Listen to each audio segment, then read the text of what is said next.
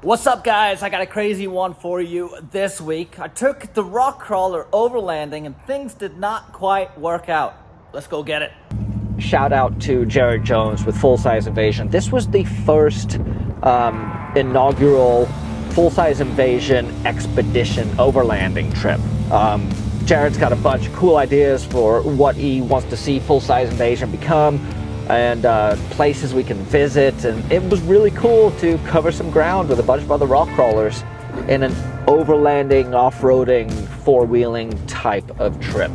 I know there's going to be more like this. I encourage you guys to go check out fullsizeinvasion.com or Full Size Invasion on Instagram and find a little bit out about what we're doing with these trips.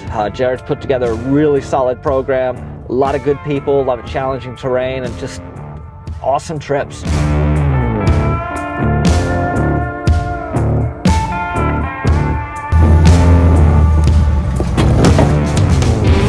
There it is.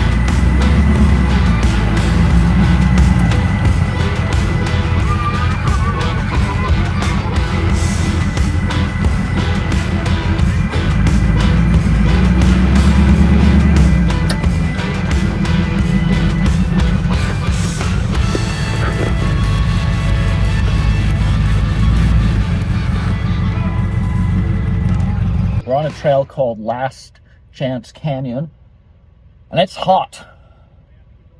It is hot out here. Wildflowers are pretty amazing. We got a good group of guys, most of my SoCal crew, Jared Jones from Full Size Invasion, and some other dudes, and we're just checking out all this beautiful country back here. I've ridden through here numerous times. I've never stopped and explored, so this is going to be cool.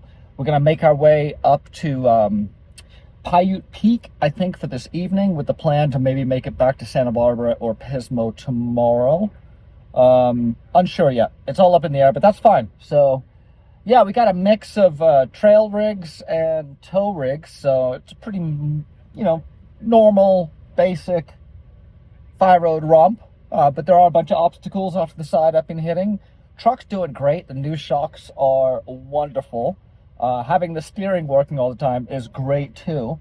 I do have a hub seal leaking in the back passenger. That's annoying because I've replaced it twice now. And I've got some strange noises, but they haven't revealed themselves yet, so I'm not too worried. But anyway, we're having lunch now. We're gonna pack out here and keep on climbing up to the cooler air.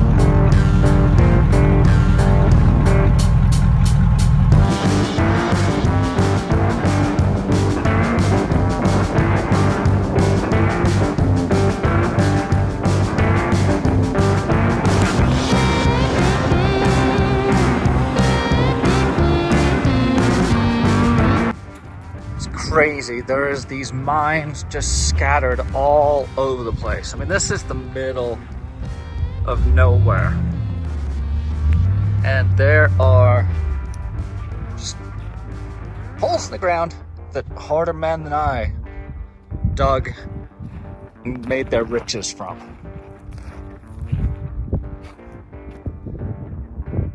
It took 38 years to hand dig this half-mile long tunnel. Holy cow. Wow. Hey, look, the clampers were here. Oh my god, it's good here. I'm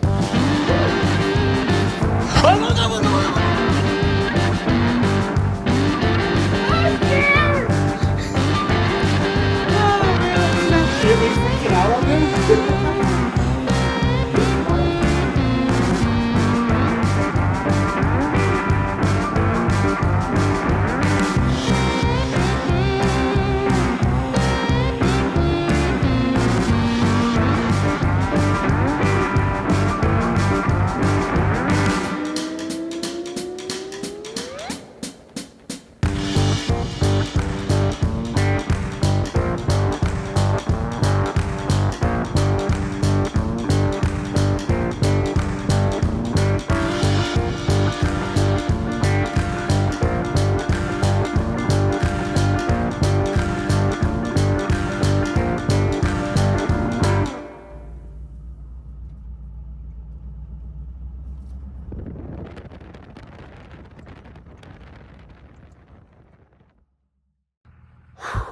Long day today, and the day is not over. We are at camp, but I had to get towed up here. A wire in my harness is shorting out and blowing the fuse for the main computer, and I gotta find where that is. We're up in the middle of nowhere doing an entire wiring job because, this is relaxing, right? Anyway, I'm gonna give it a rest for now. I'm pretty beat. We'll get back at it later or tomorrow morning.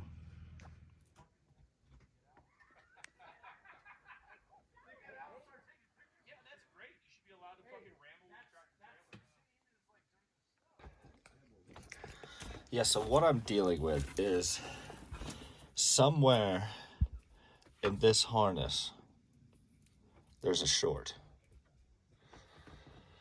which is causing that fuse down there to blow every time ignition is turned on.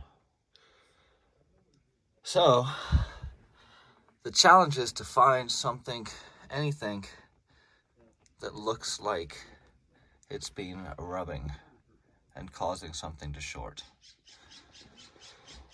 Yeah, that's a big job out here. But let's see what we can get done. Well, this is a first for me. The truck is not repairable by my hands or anyone else up here at this point. I'll get into it more later when we get off the mountain, but at this point we're looking at a busy day of towing me off the mountain, finding a tow truck, getting back to Santa Barbara so we can work on this thing, because right now it's not working. Every time I turn the key, the fuse for the PCM pops, but it only pops when the input harness is connected, which makes me think that when it gets 12 volts switched, that's when it's popping it, which means, in my understanding, that there's probably something going on in the PCM. I don't know. We'll figure it out. It's all part of the adventure, just not my favorite part. But it's beautiful. I got good buddies up here helping me, so we'll figure it out.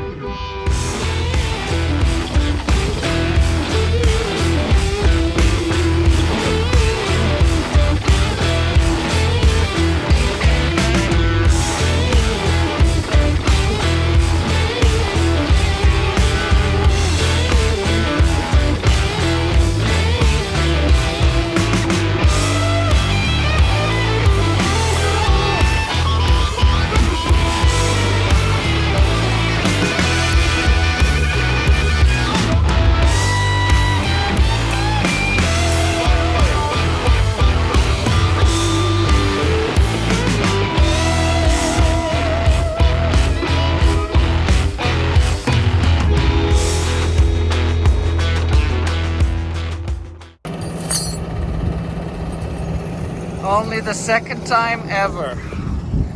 Despite a valiant effort. Whatever it takes. Yeah, dude. Thank you, Carl. Yeah, you're welcome. Carl towed me all the way down here. All the way up there? All the way up there. We've sat down here with me for 3 hours waiting for this guy. So, I wouldn't be here.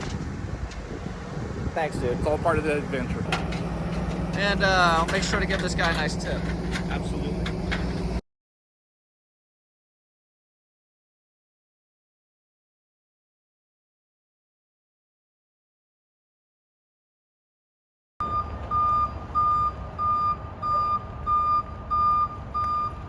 Well, this isn't how I envisioned the trip ending, but we're back home. It's time to figure out what's going on with this big girl. So today I've got to try and figure out if I have a short or what's going on. So I'm going to dive into here, see what I can trace. I'll show you guys my harness and where it's protected. I think I have like a sharp surface or a hard corner somewhere that's rubbed through, and it's just shorting the wire. It's going to be a very difficult problem to trace, or it can be. I couldn't find it out on the trail. So hopefully we'll find it today, but these things can be a bear. Hopefully there'll be no throwing of tools and screaming obscenities, but I don't think so. I'm maturing. I'm growing up. So yesterday it wouldn't do this. I didn't change anything, but check it out. Okay. Lights come up.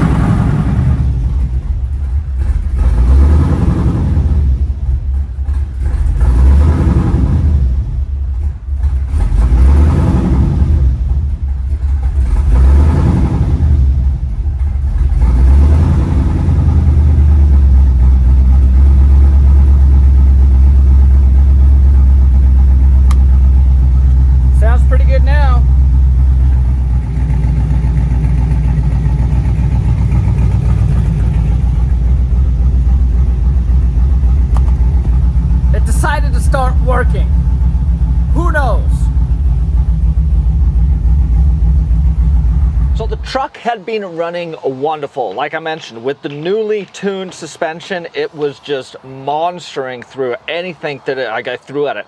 So we're just hauling butt up this fire road that got a little bit narrow into a trail that ended up being kind of whooped out and a sandy wash climb all the way up and over this one ridge. And yeah, we all hit it. It took about 30-45 minutes to get up and over. We climbed probably 3,000 or 4,000 feet. And right near the top, the truck just dead in the water. Everything went blank. Screen, computer, everything stopped. I thought it was a fuel pump. That's initially what my first thought was when I jumped out of the truck, is I've got a fuel pump issue, but fuel pump would not cause everything else to die. So, found that the PCM or ECU was popping the main fuse, a 40 amp fuse that delivers power to the ECU. That was popping every time. Now keep in mind, the ECU is going to control a ton of stuff. It's controlling my fuel injectors, it's controlling my throttle, it's controlling the cam timing, it's controlling the spark, it's controlling the O2 sensors, everything. So I basically knew I had a can of worms to deal with.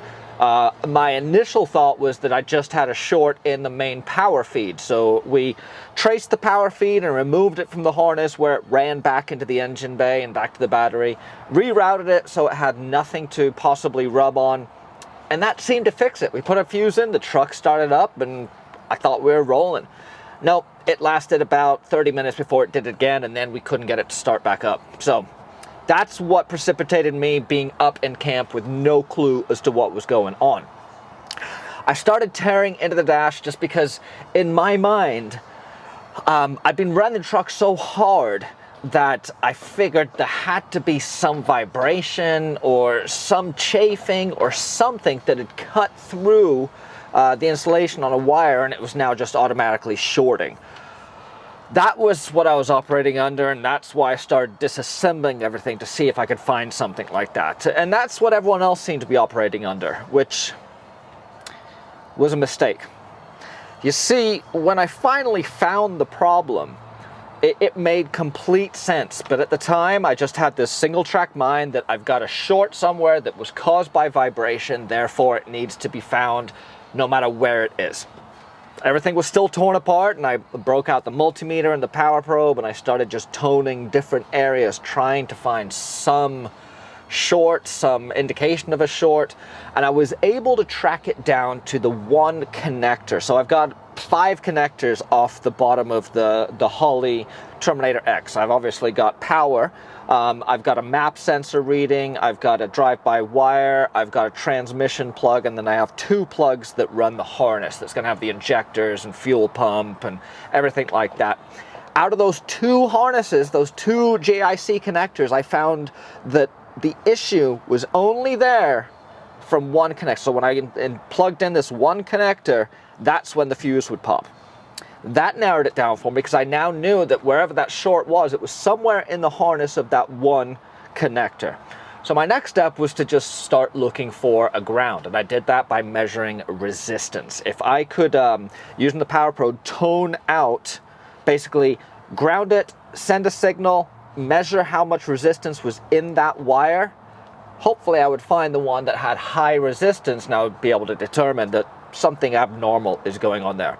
And that's exactly what I was able to do. So the power probe, which if you haven't used a power probe, they are a godsend. There's tons of videos out there on power probes and what they can do for you, and from now on I'm taking this thing with me on any off-road or any trip I go on. It's just such a useful tool to have. It allows you to deliver 12 volts from the tip, so you can individually test out connectors, but more importantly, I was able to measure resistance with this guy. Now you can do that with a multimeter, but it's incredibly easy with the power probe.